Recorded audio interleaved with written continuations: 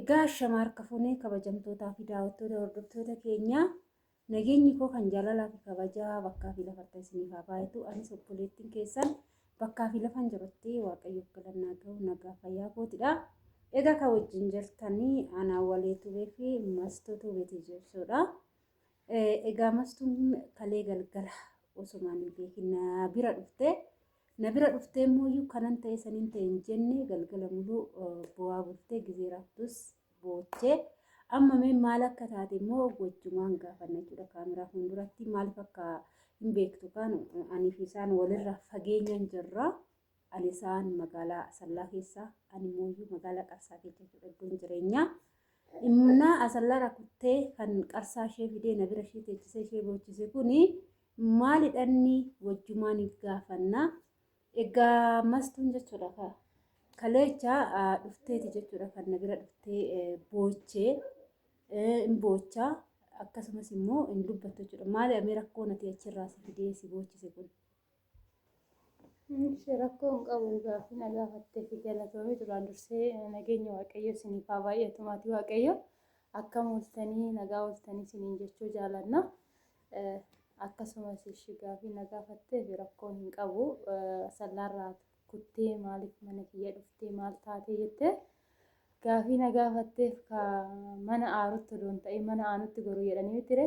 Akkas jedhamee Oromoon keenya yoo ammaa akkas jedha. Mana baay'ee biran darbee dhufe. Mana baay'ee darbee dhufe san biraa keessaa immoo mana keessa filadhe jechuudha. Namni tokko immoo hiika gooddanyaadha waliin jedhee gaafa yookiin mana isaa keessatti aarii qabaate waan wayii qabaate aarii san dabarfachuudhaaf mana namaa dhaqa. Kanumaaf mana kee dhufe malee waan biraatii miti jechuudha. Aariin ati aartee dhufte kun immoo maalidha nirii bakka kana hundaa kuttee kanas geechee aarii akkamiiti kan si fide kuttee jechuudha. Sa'aatii saniin galgala dukkana waarii sanii kan si fide kun maalidhani? Ani garuu quba keessanis hin qabu rakkoo keessanis hin beeku waan ati taates hin beeku jechuudha. Maal godhumatti waan hundumaa hubeetta gaafa nama tokkotti dhiyaattetu nama kooti jetteetti dhiyaattee waan jettee osoo hin beekiin namni sun waan badaa siif yaada sila ta'eefu kanan narra ga'e kuni kan narra ga'es immoo dhuguma akkuma jette kaleecha sa'aatii sanii nama dhufuu qabuyyuu miti garuu immoo karan itti deemu maaliif guyyaan natti dukkanaa'ee jennaan karan deemuun qabu karuma natti fakkaate ka'eetoo dhufe. Kana ta'e sababni simbi garuu beekus dandeecha beekus dhabuu dandeecha sababni sababa hinaan ta'e. Hinaan ooltanii? Hinaan hin eeyyan balaa fiiteetti xiqqoo ishii mana keessa walitti bu'iisni dhufe ani sababa sanittan bakka. Walitti buuta mana keessa? Ani abbaa manaa kootiin ollalee kaleecha sa'aatii sanitti manaa bahiin dhufuun koo haalan itti dhufes argitee jirta. Hin qorra haala Asallaa akkatti qorru argitee jirta. Akkuma nama uffadhee jiru kanatti akkuma argitee si bira dhufe sanittan jira jechuudha. Guyyaan kaleessaa immoo guyyaa gabaati sila ta'eefu gabaa oolee galee ishiin immoo waan akkasiisan ani manaa deemnan na duuba garagaltee wantoota hin taane jettee turte. Kanan galee akkuma ofiishiitii mana kootitti dhuftee na dhaamte san hoonan gabaadhaa galu uleen na eeggate. Daa'ima kootis gatee manaa bahee kun akkanuma argite kana qullaa hootan manaa bahee turte jechuudha. Akkana kanarratti mudannoon narra gahe. Maal jechuudha inni jechuun ishiin maal jetteetti himatti? Ani garuu kanas ishiin dawwaltee wanni naan jette hin jiru hundaafuu ishiillee dawwaleen gaafadha jechuudha. Garuu maalidhame rakkoon isin akkanatti isin lamaan gidduutti uumame kun? Rakkoo sanuu yoo ishiinis abbaa manaa dhuunfatti qabdi. Atis abbaa manaa dhuunfatti qabda. Mee rakkoon ishiifis gidduutti uumame kun deebi'eet immoo warroota dhiiraa biraan ga'e kun maalidhaan? Ani maalan beekaan durallee taanaan ani abbaa miliyoonillee taanaan nu ollaa tokko nu maatii tokko maal ta'a osoo kabajnee jiraanne jennaan innis ishiin immoo jechoota bira dhaqxee haga fokkoruu dirasii haga mana dirasii dhuftee na dhaante jechuudha. Garuu immoo san hunda keessallee darbee namni tokko gaafa mana kee dhufee si arrabsuu hin qabdu. Namni sun beekuu baatullee dogongora ishee san dhiisee tana irra darbe jechuudha. Gin immoo kaleessa isa irra dabartee jechoonni ishiin isaan jette wantoota baay'ee jetteen jechuudha. Ani immoo sanbamuluu keessa darbee dhuguma namni tokko hin dogongoree jira. Jechoota ishiin jette keessa akkam qabattamee kan inni siin jedhu? Amma fakkeenyaaf inni balaa daa'imaatiif sarratanya naaf qaxaree ture.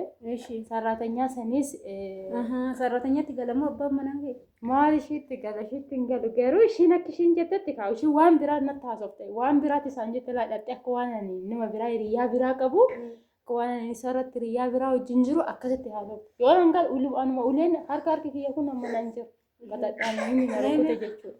Harki balaa kanatti kun eegee kala isheetti uffadhee jira lafa waa kana nan jiru jirri harki koo. Sirkutee? Na xafee na dhiidana ulumaan narra gadiidhaan wanna biraallee hin dubbanne ka dhiira qabu. Inni maali?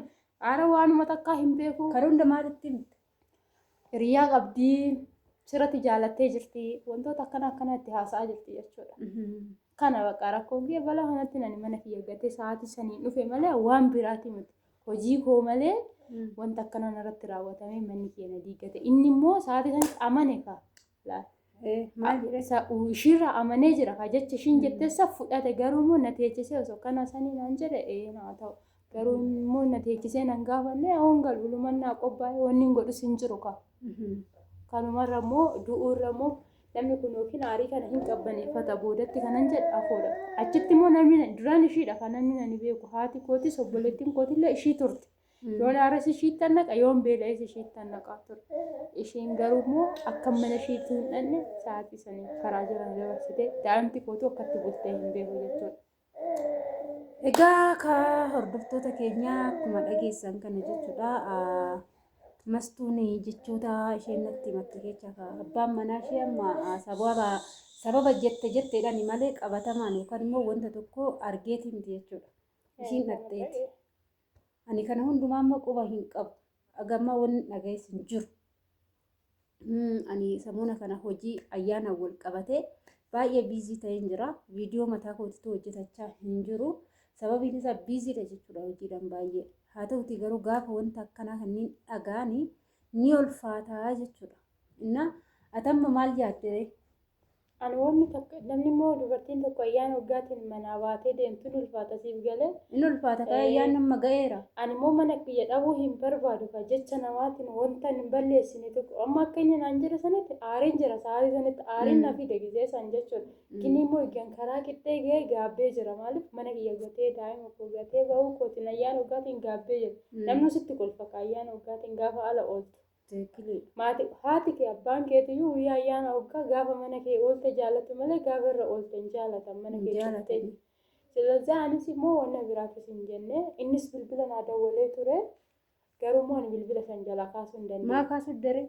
Bakka ani sababa aariitirra silan jiruuf bilbila san hin kaasne jechuudha. Kana ta'e. Aarirruma hanga jechuudha. Oonitti dubbadhe yookiin jecha badaa naan jedha ani immoo malsiitti deebisuu hin barbaanne isatti deebisa jechuudha. Namni tokko nama kabajuu qaba. Ani dogongorullee dogongoruu baatulleedha.